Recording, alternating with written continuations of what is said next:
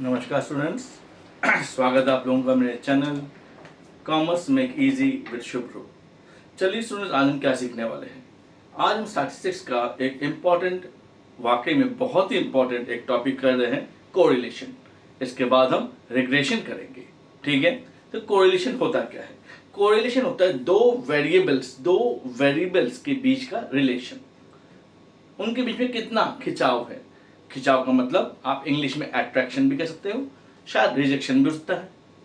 तो खिंचाव का मतलब यहाँ पर ये हुआ कि दो वेरिएबल्स x और y है। कुछ भी हो सकता है, जैसे कि x का मतलब आप मान सकते हो प्राइसेस, और y का मतलब क्वांटिटी।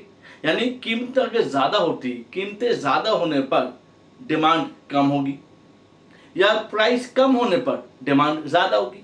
अभी हाल ही में जीएसटी के रेट्स कम हो गए, तो हम एक रिलेशन निकाल सकते हैं कि जीएसटी का रेट कम होने पर एसयूवी, बड़ी गाड़ियों की सेल्स में क्या फर्क पड़ा, कि उनकी सेल्स बढ़ गई है, और अगर बढ़ गई है तो कितनी बड़ी है, इनके बीच में कितना गहरा रिलेशन है।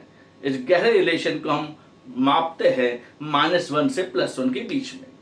ठीक है ना। अगर 1 के करीब होता है, यानी 0.9 0.8 ऐसा होता है, तो हम कहेंगे बहुत गहरा रिलेशन है। यानी हम ये भी कह सकते हैं कि प्राइस की सेंसिटिविटी की वजह से डिमांड बहुत तेजी से बढ़ रही है। ठीक है, कीमत कम होने पर डिमांड बहुत तेजी से बढ़ रही है, तो रिलेशन बहुत गहरा है। तो चलिए इस रिलेशन को हम मापेंगे कैसे, यानी कि हम निकालेंगे कैसे, मेजर कैसे करेंगे। ठीक है दोस्तों, तो शुरू करते हैं। देखिए हमारे पास दो डाटा है, x और y। मैं डाटा को छोटा लिया है जानबूझ करके, क्योंकि जो छोटे डाटा में जैसे हम सॉल्व करेंगे, हम वैसा ही बड़े डाटा में भी करेंगे, तो कोई फर्क नहीं पड़ेगा कि डाटा में 5 है या 50 है या 50,000 है। करने का तरीका, मेथड सेम ही रहेगा। तो x एंड y, तो x एंड y क्या है, मान लेते थोड़ी देर के लिए कि x जो है वो हमारा एडवर्टीजमेंट है और y हमारा सेल्स है। तो आप ये भी कह सकते हैं, मैंने ये 1000 में है और ये लाख में है, कि 10,000 की सेल्स करने पर 20 लाख की सेल्स, सॉरी 10,000 का ऐड करने पर 20 लाख की सेल्स। ऐसे ही 20,000 का ऐड करने पर 30 लाख का ऐड, 30,000 का ऐड करने पर 40 लाख की सेल्स, 40,000 का ऐड करने पर 80 लाख की सेल्स, 50,000 का ऐड करने पर 30 लाख की सेल्स। M I clear? अगर आप देखेंगे ध्यान से कि 10 से 20 हुआ, तो यहां पर ऐड 10,000 से 20,000 हुआ, तो हमारी सेल्स 20 लाख से 30 लाख हो गई। जब हमारी ऐड यानी एडवर्टाइजमेंट 20,000 से 30,000 हुआ, तो हमारी सेल्स 30 लाख से 40 लाख हो गई। हम थोड़ा और लालची बन गए, हमने 30,000 से 40,000 की सेल्स कर दी, सॉरी एडवर्टाइजमेंट बढ़ा दिया, लेकिन अब की बार हमने सेल्स बढ़ी नहीं है, बल्कि 40 लाख से 80 लाख हो गया। लेकिन जब हमने इसको 40 से 50 किया, यानी 40,000 से 50,000, तो यहां पर सेल्स जो है 80 लाख से ऊपर नहीं गया, बल्कि बहुत धराशायी, बहुत नीचे गिर गया। तो कोई तो वजह होगी कि यहां पर 1 2 3 4 इन चार हिस्सों पर जब एडवर्टाइजमेंट बढ़ा, तब सेल्स भी बढ़ी। लेकिन एक पॉइंट ऑफ टाइम पर आने के बाद हमारा एडवर्टाइजमेंट ज्यादा होने पर सेल्स ज्यादा नहीं हुई, बल्कि नीचे गिर गई। क्लियर? तो रिलेशन का उतना साफ दिख रहा है कि हाँ, एडवर्टाइजमेंट ज्यादा करने पर सेल्स भी ज्यादा हो रही है।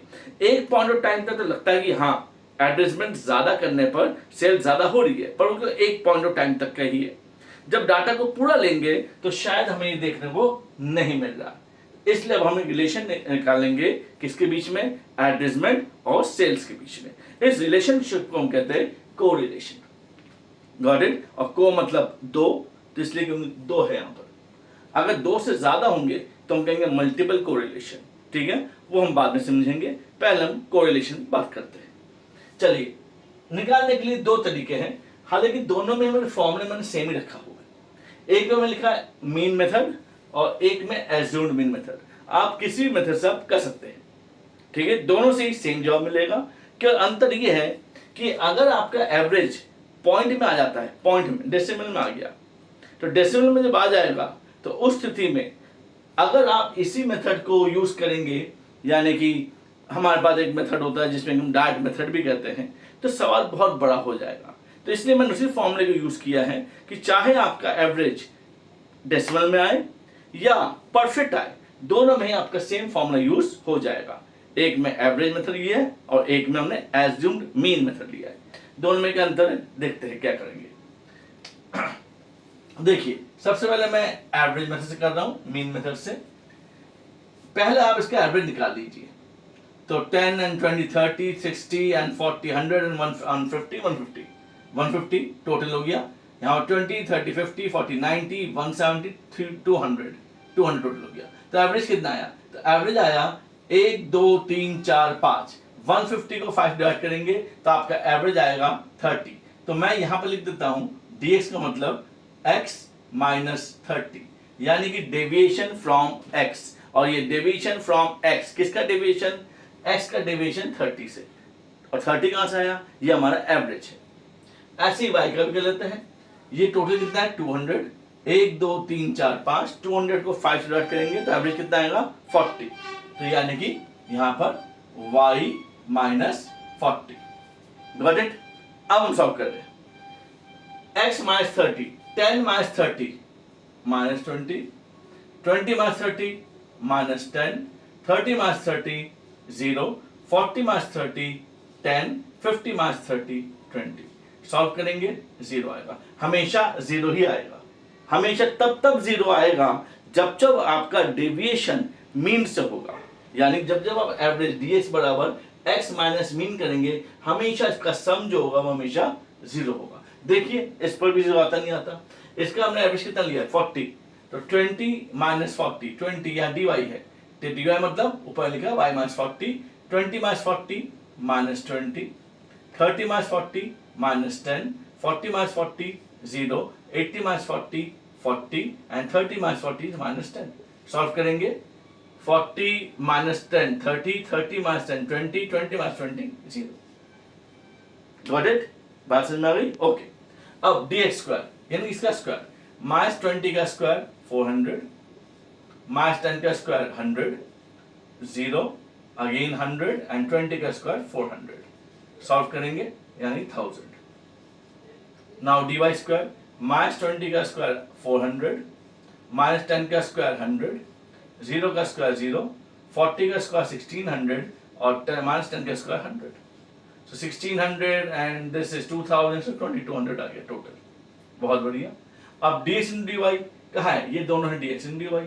20 माइनस 20 माइनस 20 साइन का ध्यान रखेंगे, 400 minus into minus 10 is plus 100, then this becomes 0 and then this becomes 400। कैसे, 10 40 is 400 and this will be minus 200। Solve कर लेते हैं, 400 500 900 और में से 200 गया 700। क्या मेरी बात समझ में आ गई? कोई डाउट है यहाँ तक? पक्की बात है, आगे बढ़े। चलिए फिर अब मीन मेथड लेते हैं, क्योंकि हम मीन से तो किया था, मीन मेथड को मैं यूज कर रहा हूँ। हालांकि फॉर्मूला कोई भी यूज करेंगे, दोनों फॉर्मूला सेम ही है। आपको देखना है कि इसमें जब फॉर्मूला दोनों सेम है तो हम एक सवाल को 2 बार क्यों करवा रहा हूँ। जब मैं इसे करूंगा तो देखिए यहाँ पर समेशन dx है और dx क्या था मेरा पास, dx 0 है, यानी ये तो मेरा 0 हो गया, ये भी 0 हो गया, ये dx ये भी 0 हो गया, ये भी 0 हो गया। तो जो सवाल हमें बड़ा दिख रहा है वो अचानक क्या हो जाएगा, छोटा हो जाएगा। पर छोटा कब होगा, जब जब आप dx क्या करेंगे, x माइनस मीन करेंगे और dy y माइनस मीन करेंगे। तो n 1 2 3 4 5 आइटम्स हमारे पास, यहाँ 5 इंटू ds dy, ds कितना है 700 माइनस ds कितना है 0 into dy 0 upon under root n कितना है 5 इंटू dx स्क्वायर कितना 1000, dx का होल स्क्वायर 0 का square under root n 5 into dy square कितना 2200 माइनस dy 0 का स्क्वायर। तो ऊपर कितना बचता है मेरे पास 3500 और नीचे ये हुआ 5000 रूट के अंदर, और यहाँ पर रूट के अंदर 5 to 10 11,000। क्या मेरी बात समझ में आ गई? कोई डाउट है? पक्की बात है? तो इसका आप सॉल्व करेंगे 3500 और नीचे का सॉल्व करना आपको आता ही होगा, वरना मैं यहाँ से देख लेता हूँ, मैंने पहले भी किया हुआ है। So it will be amounts to 10 into, मैं ऐड कर देता हूँ, यहाँ से 2 जीरो, ये 2 जीरो से 2 जीरो आ गया, यहाँ से 1 जीरो और आ गया, और ये 1 हो गया, और बचा मेरे पास √55। तो अब ये सॉल्व कर लेंगे आप इसको। So we will be having the last value will be 0.47। आपका कैलकुलेटर हो गई तो कैलकुलेटर यूज करेंगे, ठीक है। अब दोबारा सॉल्व करते हैं। अब दोबारा क्यों करेंगे? दोबारा देखने के लिए कि क्या सेम ही आंसर आता है। अगर हम इसको 30 और 40 ना लेके कोई और नंबर लेते तो और नंबर लेंगे तो क्या परिवर्तन आएगा, ये देखना बहुत जरूरी है। तो और नंबर से क्या परिवर्तन आएगा, इसका नोट कर लीजिए। चलिए तो अब ऑन नंबर को देखते हैं। इसको मैं मिटा देता हूं, और कोई भी डाउट होगा तो आपको क्या करना है, कमेंट बॉक्स में जरूर लिखना है जो भी डाउट है, ठीक है ना। जरूरी नहीं कि आपको हमेशा वेरी गुड ही लिखना है। कहीं पर आपको समझ नहीं आया है तो आप वो बेहिचक ले बताएंगे कि हमें ये पॉइंट समझ में नहीं आया है, तभी तो मैं बेहतर से बेहतरीन हो पाऊंगा, ठीक है। तो इसको मैंने मिटा दिया। अब मैं इसको क्या कर रहा हूं, मैं सवाल दोबारा कर रहा हूं, और यहां से मैंने इस 30 को घटा दिया, 40 को घटा दिया। अब हम मान लेते हैं कि मान लीजिए कि मैं 30 से 40 को नहीं लेता हूं, एज्यूमिंग पिछले बार में मीन क्या लिया था, जो 30 से 40 एक्चुअल में आया था। अब की बार मैं क्या कर रहा हूं, अब की बार मैं अपने से कोई नंबर ले लेता हूं। तो अपने से क्या नंबर लेता हूं, मैं अपने से ले लेता हूं यहां पर 40 मार्च कर लेंगे, और यहां पर मैं 80 मार्च कर दूंगा। यहां पर 40, यहां पर 80, पहले कोई भी चीज ले सकते हो आप। मैंने 40 80 लिया, आप 30 ले लो, 30 20 ले लो, 10 30 ले लो, या कोई भी नंबर ले लो जो हमें दिख भी नहीं रहा, तब भी आपका फाइनल रिजल्ट सेम ही रहेगा, ठीक है ना। तो दिक्कत किस में आएगी, दिक्कत होगी थोड़ी इस कैलकुलेशन में दिक्कत आएगी, ठीक है ना। और फिर यहाँ पर हल्का सा दिक्कत रहेगा। तो देखते हैं। तो 40 लिया मैंने, 10 - 40 - 30, 20 - 40 - 20, 30 - 40 - 10, 40 - 40 0, 50 - 40 is 10। तो 10 और 10 कैंसिल हो गया, वी आर लेफ्ट विद -50। चलिए पहला पॉइंट हो गया हमारे पास। दूसरा 20 - 80 - 60, 30 - 80 - 50, 40 - 80 - 40, 80 - 80 0, 30 - 80 - 50। सॉल्व करेंगे, 60 एंड 50 110, 150, 200 हो गया, -200। चलिए ये भी हो गया। dx स्क्वायर 30 का स्क्वायर 900, देन 400, किसका स्क्वायर कर रहे हैं हम लोग, इसका dx का। 20 का स्क्वायर 400, -10 का स्क्वायर 100, 0 10 का स्क्वायर 100। तो 1300 1400 1500, 1500 लिख दिया मैंने। Then dy square 3600, then 2500, then 1600, then 0 and then 2500। इसको भी सॉल्व कर लेते हैं। ये 5000 हो गया, 3 8000, 9000, 10 200, 10 200।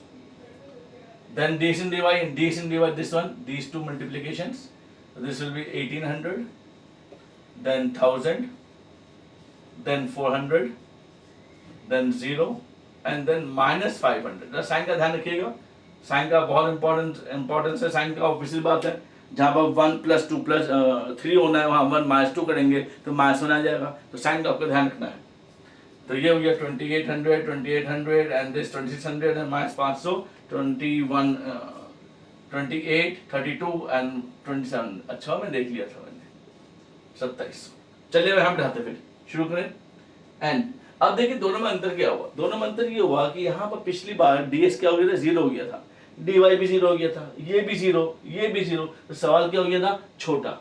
पर अब की बार सवाल छोटा नहीं होगा। n कितना हमारे पास, 1 2 3 4 5, n हमारा 5 है, into ds dy 2700, minus ds कितना है मेरे पास, -50, ब्रैकेट लिख लीजिए ऐसे, dy कितना है -200 अपॉन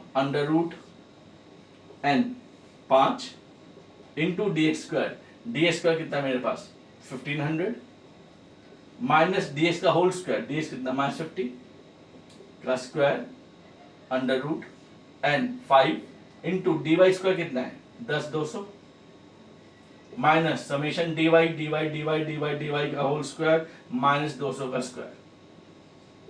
इस अमाउंट्स टू मैं यहां पर कर देता हूं। तो ये तो 27 × 5 हो गया 735 2 13 13500 माइनस 10,000 अपॉन अंडर रूट, ये कितना हुआ 7500 माइनस 50 का square 2500 under root this will amount to 11,000 minus 4,000। क्या ये बात समझ में आ गई? am I clear so far? तो आप देखेंगे तो हम लगभग वहां तक पहुंच चुके होंगे 57 10,200 इंटू 10,000 ये मल्टीप्लाई किया था अगेन, ये मेरा हो जाएगा 51,000 51,000 और ये 40,000 है। तो देखिए क्या होता है 13,500 minus 10,000 it will be amounting to, मैं कहाँ मैं करूँ, यहाँ लिख देता हूँ मैं 3,500। तो ध्यान देखेंगे और यहाँ पर मेरे पास आ गया 7,500 minus 2,500 under root 5,000 under root 51,000 minus 40,000 11,000। अगर देखेंगे तो यही फिगर मेरे पास पहले भी आया हुआ, कुछ देखा हुआ फिगर है, देख गया ये सांप सीढ़ी समझ में आ गई? ऐसा लग रहा है कि सांप सीढ़ी खेल रहे हो, यहाँ पर 99 में डंक लगा, कांटा लगा और हम वापस 2 पे या 6 पे आ गए। खैर, is this clear to everyone? कोई डाउट है? तो मेरे कहने का मतलब है आप फॉर्मूला चाहे कोई भी यूज करें, केवल अंतर क्या आना है, अंतर केवल है सॉल्यूशन का इस बॉडी पे।